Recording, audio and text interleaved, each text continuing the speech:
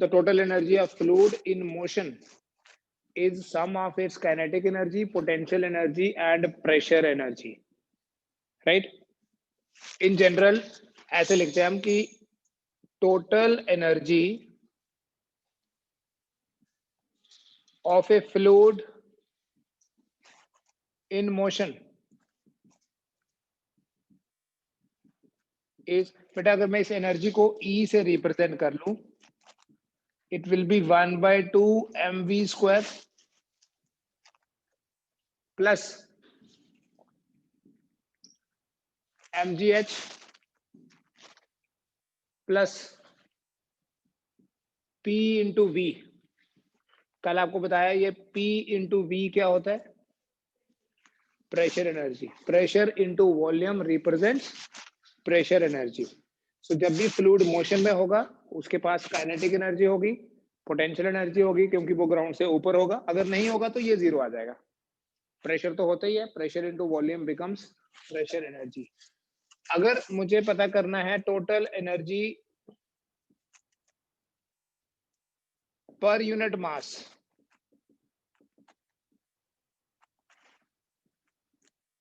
let me represent it by EM. It will be equal to capital E divided by M. तो जब आप इन सारे factors को M से डिवाइड करोगे, it will become 1/2 V square plus GH plus, देखो density होता है बेटा मास अपॉन वॉल्यूम, तो 1 बाय डेंसिटी क्या हो गया? वॉल्यूम अपॉन मास।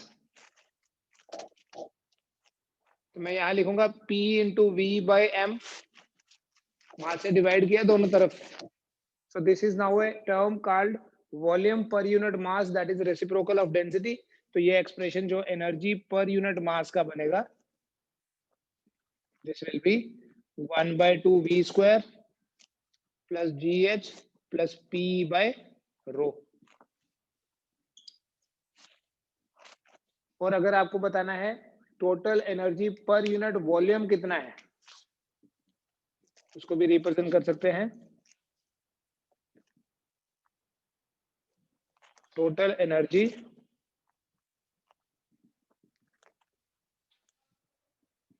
पर unit volume EV 1/2 mv square by v। Small v velocity है, capital V is volume plus mgh by v plus p into v by v। mass per unit volume is density, so this will be 1/2 rho into v square। Again we have mass per unit volume, that is density, it is rho into g into h, and then this volume and volume will be out plus p। ये है बेटा total energy पर unit mass, और ये है total energy पर unit volume. तो 1/2 mv square तो काइनेटिक एनर्जी होती है, but 1/2 rho into v square is called kinetic energy पर unit volume. mgh is potential energy, but rho into gh is potential energy per unit volume। p into v is pressure energy, but only p is, either we call it as pressure, we can also call it as pressure energy per unit volume। ठीक है, ये note कर लीजिए। It is called as Bernoulli's theorem।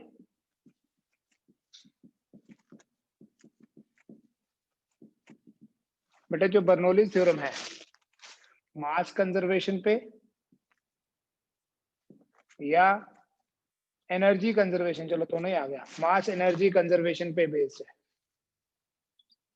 Basically mass और energy inter convertible होते हैं, इसलिए पहले तो थे ऐसे, अगर हम ओल्डर फिजिक्स देखें law of conservation of mass अलग, law of conservation of energy अलग, but now we have one law, law of conservation of mass energy. ये क्या इसकी स्टेटमेंट है, पहले स्टेटमेंट देखें। किसी भी फ्लूइड के लिए for the streamline flow of an incompressible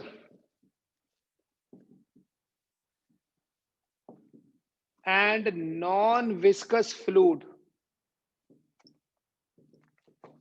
incompressible कौन सा हुआ? जिसकी डेंसिटी सेम होती है उसको इनकम्प्रेसिबल बोलते हैं। और नॉन विस्कस मतलब अगर हम ये इंटरनल फ्रिक्शनल फोर्सेस को निग्लेक्ट करें। तो स्ट्रीमलाइन फ्लो जब भी होगा या स्ट्रीमलाइन फ्लो के लिए किसी भी incompressible and non viscous flow के लिक्विड के स्ट्रीमलाइन फ्लो के लिए द टोटल एनर्जी पर unit mass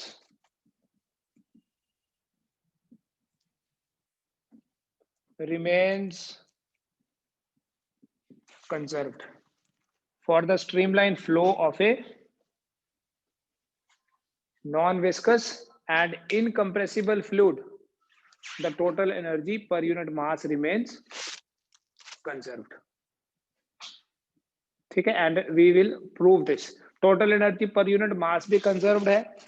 Total energy per unit volume is also conserved. Total energy is conserved. It is like this.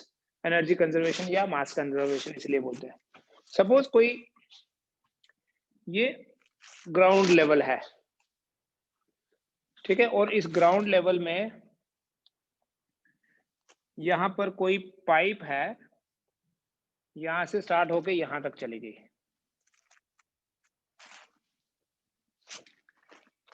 ठीक है, we can take it the other way also, ऐसे भी ले सकते हैं, जैसे मर्जी ले लो।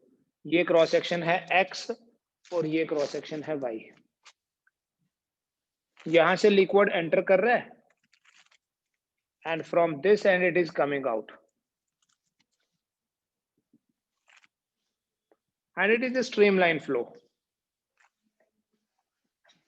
यहां कोई पर्टिकुलर क्रॉस सेक्शन जो ले रहे हैं उसकी हाइट मान लेते हैं h1 है। यहां से जो लिक्विड एंटर कर रहा है suppose in A given time उसका मास है m1। यहां जो प्रेशर है वो p1।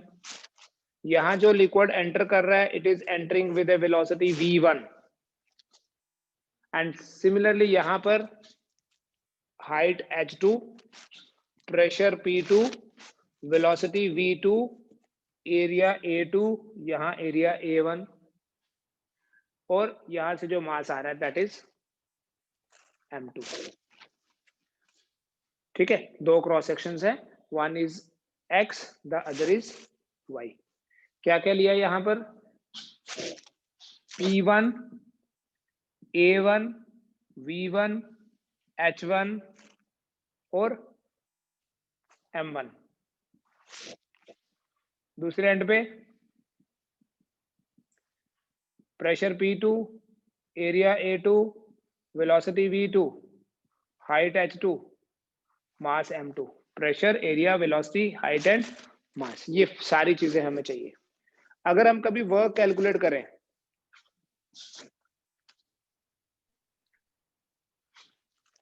या यहां पर पहले प्रेशर की वैल्यू देखो,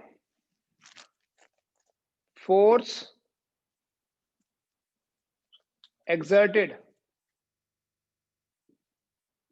on the liquid या फ्लूइड जो भी हमने लिया at x is, say this force is F1, it is equal to P1A1। कहां से आ गया फॉर्मूला? प्रेशर होता है फोर्स पर यूनिट एरिया, तो फोर्स क्या हुआ? Pressure into area. यहां से जो लिक्विड मूव कर रहा है अगर उसकी वेलोसिटी v1 ली तो एक सेकंड में कितना डिस्टेंस ट्रेवल किया उसने? v1 के बराबर। Velocity is d by t, तो अगर t 1 सेकंड है तो v is equal to t। Distance travelled by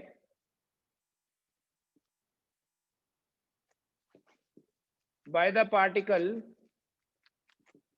by any particle, by a particle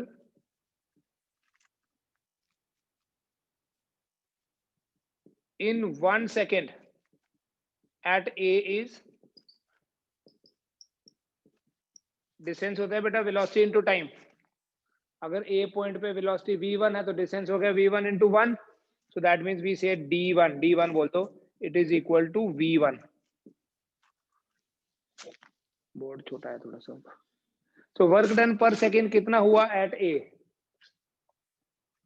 therefore work done per second at A, अगर मैं W1 ले लूं, it is equal to F1 into D1।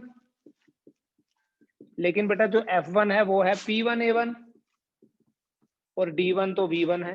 इतना note कर लो, पहले मिटाऊंगा फिर मैं ये। ठीक है, कितना वर्क हो गया हमारे पास? वर्क डन किसी एक्सटर्नल एजेंसी के कारण हो रहा है, अपने आप थोड़ी ना लिक्विड चला जाएगा। देयरफॉर W1 यहां लिख लूंगा फिर से, W1 is equal to P1 into A1 हो, वर्क डन पर सेकेंड है, force into velocity. Similarly work done per second at y is, let us say this work is W2, कितना होगा? P2 VA2, similar pattern पे बोल सकते हैं। Again work done is force into distance, distance जो है वो वेलोसिटी के बराबर होगा अगर हम पर सेकेंड बात कर रहे हैं तो। ठीक है, तो इट इज अगेन D2 की जगह मैंने V2 लिख दिया, पर सेकेंड है। So net work done on the fluid is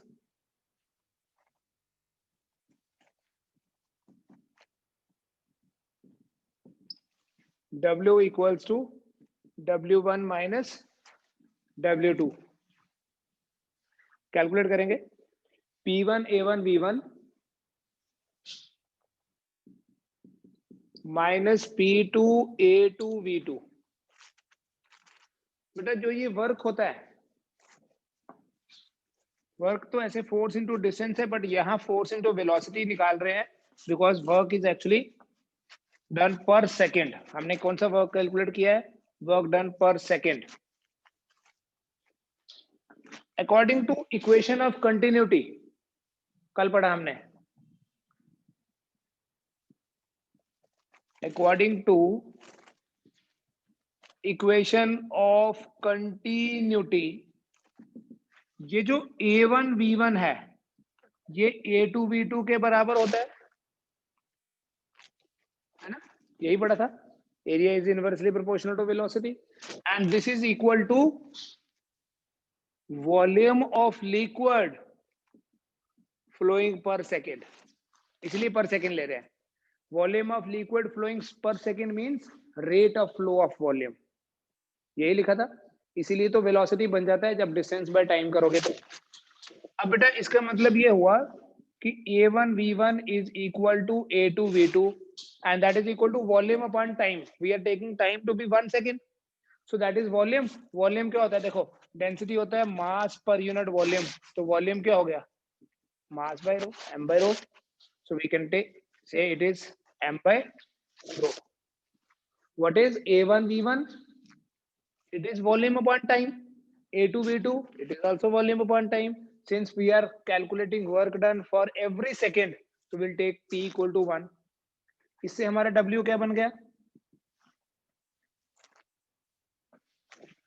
P1 into m by rho minus P2 into m by rho.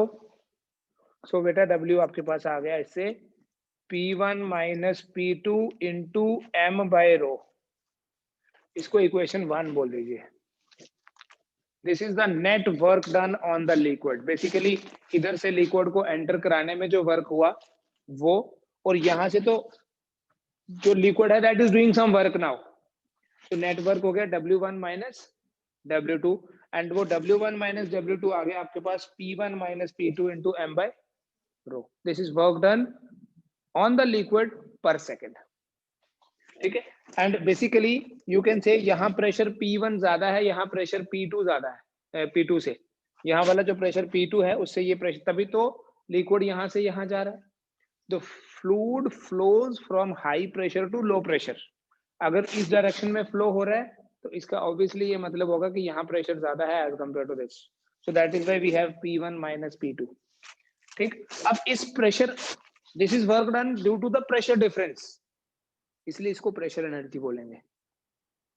Pressure difference जैसे कल पढ़ रहे थे हम, ऊपर प्रेशर है P0, नीचे प्रेशर हो गया P, तो उसके कारण जो वर्क हुआ that is P into V। और अगर आप ध्यान से देखोगे ना, ये P इंटू V ही है, डायरेक्ट भी कर सकते हैं आप। This is the pressure difference and this is V, mass per unit density, mass per unit densities. सो इस वर्क को बोलते हैं work due to the pressure difference या work due to the pressure energy. अब देखो हुआ क्या, एट पॉइंट ए, या ए नहीं एक्स है, एक्स लिए ना, एक्स पे जो हमने कोई पार्टिकल कंसीडर किया उसकी वेलोसिटी है v1, so kinetic energy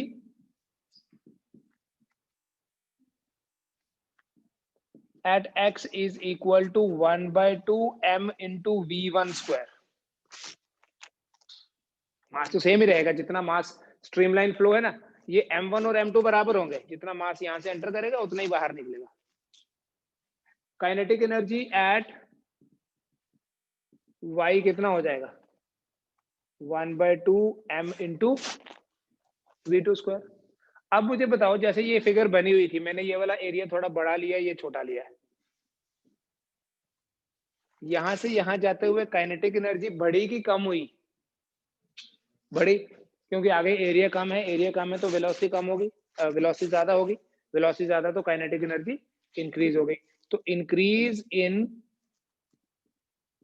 kinetic energy delta के इज इक्वल टू कितना होगा, पहले 10 थी अभी 20 हो गई, तो इंक्रीज कैसे पता करेंगे, फाइनल माइनस इनिशियल, डेल्टा के कितना हो गया, 1/2 m into v2 square minus 1/2 m into v1 square। This is increase in kinetic energy. What is potential energy at x?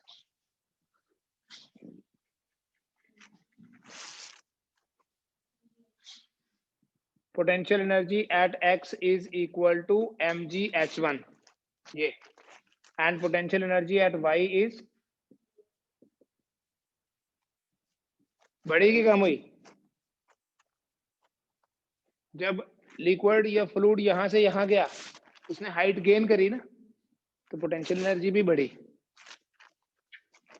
Increase in potential energy कितना हो गया,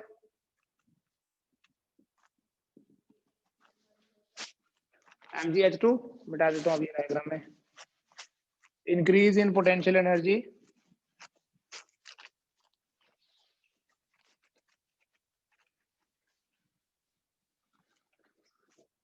therefore increase in potential energy delta U बोल दो, mgh2 minus mgh1। Potential energy भी बढ़ गई जो situation हमारे पास है, और काइनेटिक एनर्जी भी बढ़ गई है, तो टोटल इंक्रीज कितना हो गया एनर्जी में, what is total increase in energy,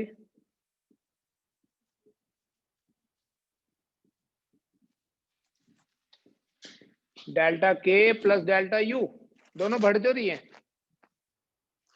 total increase in energy कितना हो गया, काइनेटिक एनर्जी में जो इंक्रीज हुआ प्लस पोटेंशियल एनर्जी में जो इंक्रीज हुआ। तो अगर मैं इस टोटल इंक्रीज इन एनर्जी को डेल्टा ई से रिप्रेजेंट कर लूं, डेल्टा के क्या है, half m into v2 square minus half m into v1 square plus delta u क्या है, mgh2 minus mgh1।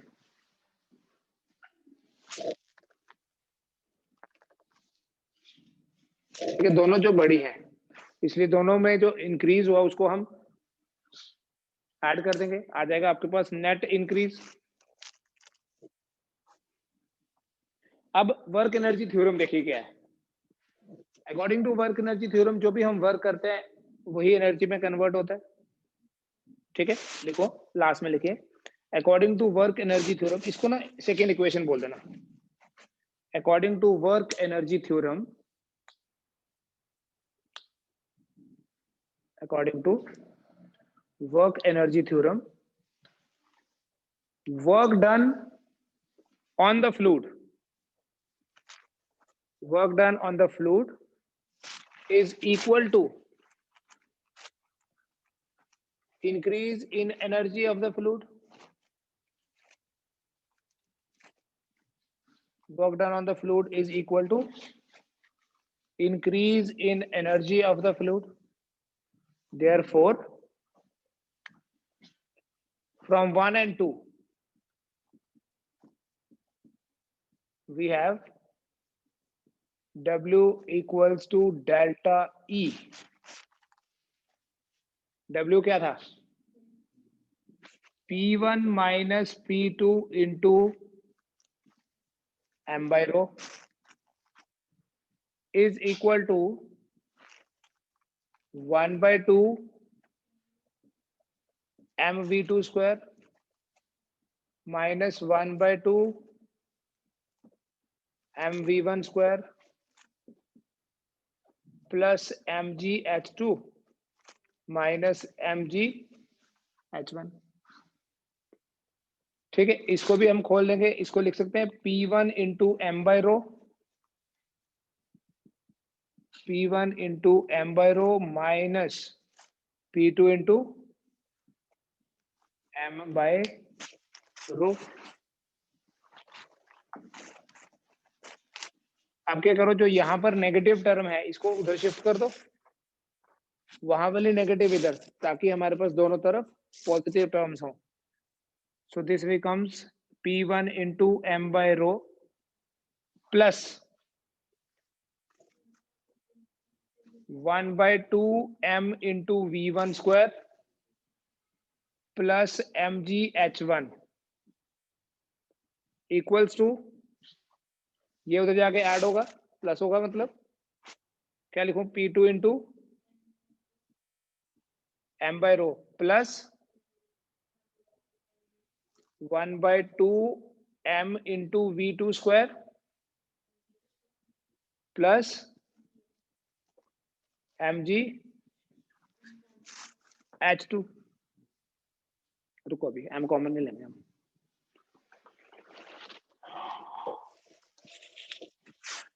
Mass per unit density is volume. तो अगर आप लॉजिकली देखोगे ना, ये बना प्रेशर इनटू वॉल्यूम, क्या होता है, pressure energy 1 by 2 mv square, potential energy, pressure energy, kinetic energy, potential energy का सम जितना x पे है उतना ही y पे है। ठीक है, m कॉमन लेके देखो, अगर हम m को कॉमन ले लें, दोनों तरफ से कैंसिल हो गया, दोनों तरफ से कैंसिल हो गया, तो ऐसे लिख सकते हैं क्या, P1 by rho plus 1 by 2 v1 square plus gh1 equal to P2 by rho plus 1 by 2 v2 square plus g into h2। जितनी वैल्यू x पे उतनी वैल्यू y पे, तो हम ये जनरली बोल सकते हैं इन जनरल, अगर ये 1 और 2 छोड़ ही दें, सीधा बोलें P by rho plus 1 by 2 v square plus gh, तो बोलेंगे बेटा ये कांस्टेंट है। और आप स्टार्टिंग वाला देखना आज का, इसी को बोलते हैं टोटल एनर्जी पर unit mass. 1 by 2 mv square divided bye m किया था तो ये बचा था, mgh को m से डिवाइड किया, pv को जब m से डिवाइड किया था तो ये बचा। तो फाइनली आपके पास क्या आ गया,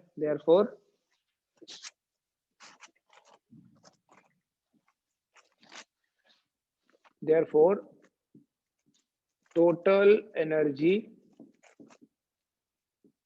per unit mass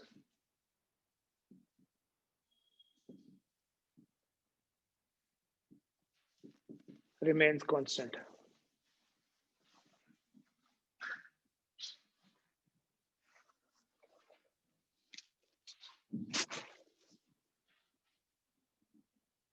ठीक है।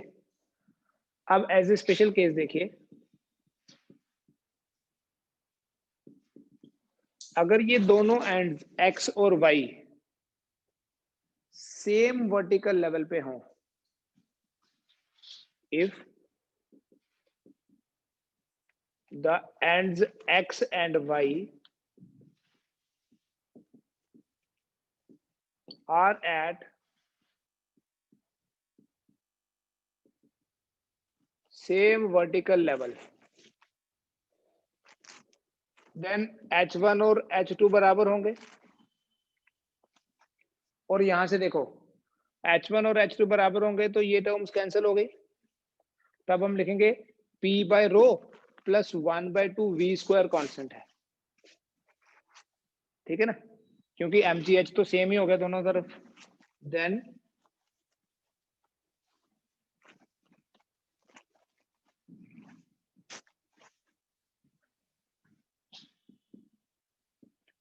p by rho plus 1/2 v square is constant. अब इसका बहुत इंपॉर्टेंट मीनिंग है, हमारी एप्लीकेशंस कल जो हम पढ़ेंगे इस पे बेस्ड होंगी। डेंसिटी तो कांस्टेंट ही है, पहली लाइन में लिखा था इनकंप्रेसिबल फ्लूइड, डेंसिटी तो कांस्टेंट ही है। प्रेशर वेरिएबल है, वेलोसिटी वेरिएबल है, लेकिन सम जो है वो कांस्टेंट है। तो अगर प्रेशर बढ़ेगा तो वेलोसिटी कम हो जाएगी। देखो मैं ऐसे बोलता हूँ 8 + 4 = 12, मतलब मेरे को हर बार आंसर 12 चाहिए, तो अगर मैं इसको बढ़ा दूं उसको कम करना पड़ेगा, इसको कम कर दूं उसको बढ़ाना पड़ेगा, तभी तो कांस्टेंट रहेगा सम। सो अगर कभी प्रेशर बढ़ेगा तो ऑटोमेटिकली वेलोसिटी को कम होना पड़ेगा, वेलोसिटी का स्क्वायर ऑटोमेटिकली कम हो जाएगा जब वेलोसिटी कम होगी तो। So pressure is more there velocity is less, या उल्टा बोले therefore velocity is more where the pressure is less, and vice versa। Velocity ज्यादा होगी वहां जहां प्रेशर कम है, और वेलोसिटी वहां कम होगी जहां प्रेशर ज्यादा होगा। इसके रिलेटेड कुछ फिनोमेना बताता हूं। एक बार हम फिर से बर्नौली थ्योरम की डिस्कशन करेंगे, स्टेटमेंट की सिर्फ, ये स्पेशल केस में आ गया। इस कॉन्सेप्ट को यूज करेंगे बेटा हम when we study the applications of Bernoulli theorem.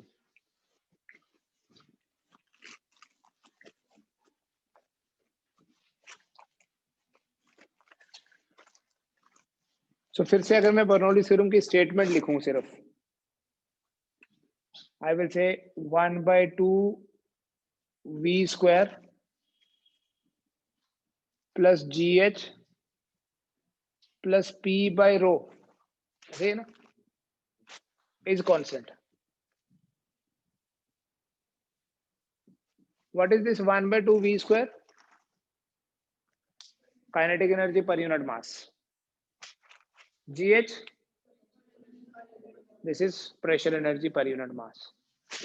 ठीक, अगर किसी कांस्टेंट से डिवाइड करें, दोनों तरफ कर सकते हैं, divide both sides by acceleration due to gravity, दोनों साइड्स को g से डिवाइड करो। सो ये बनेगा therefore v square by 2g plus h plus p by rho into g equals to constant।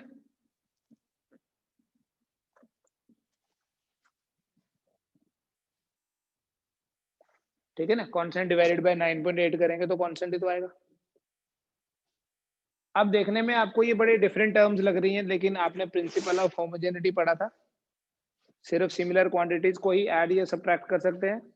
तो यहाँ देखो सबसे सिंपल है ये h means height is a distance, तो जो डायमेंशनल फॉर्मूला हाइट का है वही v² by 2g का है। वही P by rho into g का है। So P divided by rho into g, याद रखना डायमेंशंस होंगे लेंथ, H के तो है ही लेंथ है, V square divided by 2G, dimensions होंगे जो लेंथ के हैं।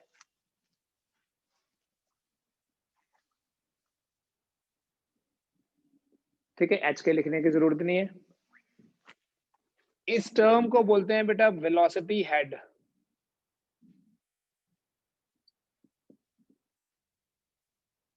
वेलोसिटी है, H is above the surface, इसको बोलते हैं ग्रेविटेशनल हेड।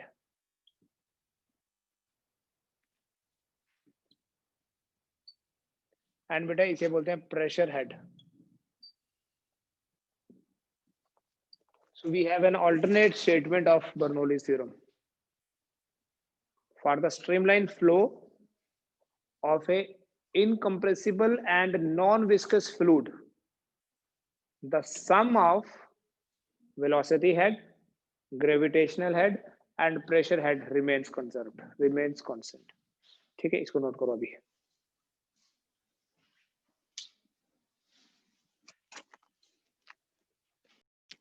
इसके बेसिस पे बर्नौली थ्योरम का ये जो स्टेटमेंट हमने लास्ट में देखा, इसके बेसिस पे वी कैन एक्सप्लेन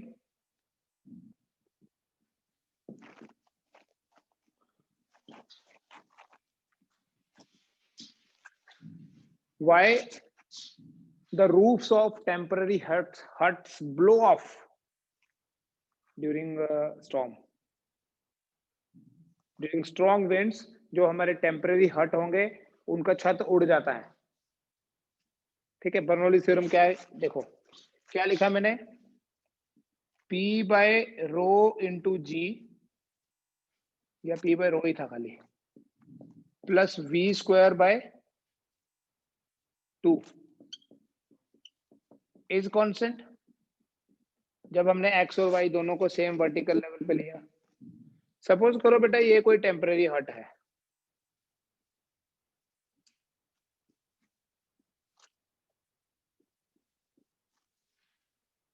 ठीक है, एंड द सिचुएशन इज कि बाहर हवा बड़ी तेज चलने लगी। क्या होगा जब यहाँ एयर की वेलोसिटी बढ़ जाएगी, प्रेशर कम हो जाएगा, velocity will increase, pressure will become less. इस रूफ के इस हट के अंदर तो हवा की वेलोसिटी कम है, तो जो अंदर की हवा है वो हाई प्रेशर पे है। Inside the hut there is less velocity and more pressure, and outside the hut there is more velocity and less pressure. Pressure is more where velocity is less, yeah, velocity is more where pressure is less. So what happens, ये जो अंदर की हवा है, this starts moving towards the low pressure region, and when it starts moving, और अगर ये बाहर बड़ी तेज तूफान हो गया और वेलोसिटी ज्यादा बढ़ गई, प्रेशर तो बहुत डिक्रीज हो जाएगा। तो जब वो डिफरेंस सफिशिएंट हो जाएगा, ये अंदर की हवा इस छत को ले जाएगी साथ। ठीक है, जहां वेलोसिटी ज्यादा होगी वहां प्रेशर कम हो जाएगा, and that is why the roof will blow of. ठीक है, यही हेलीकॉप्टर ने जब फ्लाइट लेनी है ना, तो हेलीकॉप्टर भी ऐसा ही एक प्रेशर डिफरेंस क्रिएट करता है। हेलीकॉप्टर का पहले वो पंखा घूमता है, ठीक है, पंखा घूमने से क्या होगा, ऊपर वाली जो एयर है उसकी वेलोसिटी बढ़ जाएगी as compare to the layer which is below. नीचे वाली जो लेयर्स है वो, उसका विंग का डिजाइन ऐसा होता है कि ऊपर ज्यादा वेलोसिटी और नीचे कम वेलोसिटी हो जाती है। अब नीचे वेलोसिटी कम है लेकिन प्रेशर ज्यादा हो गया, और ऊपर वेलोसिटी ज्यादा है तो प्रेशर कम हो गया। तो जो नीचे की हवा है वो जब ऊपर उठने लगेगी, it will give an initial lift to the helicopter. ठीक है, वो उसको हेल्प करेगा इनिशियल लिफ्ट लेने में। And for the same reason, जो विंग्स ऑफ एयरक्राफ्ट होते हैं, इसको बोलते हैं एरोफॉइल। देखो इंजीनियरिंग है इसमें भी, जो एयरक्राफ्ट का विंग होता है उसका कंस्ट्रक्शन कुछ इस तरह का है कि ऊपर वाला पोर्शन जो है वो ज्यादा कर्व्ड होता है as compare to the lower portion. तो जब ये रनवे के ऊपर भागता है, ऐसे तो नहीं उड़ जाएगा ना सीधा।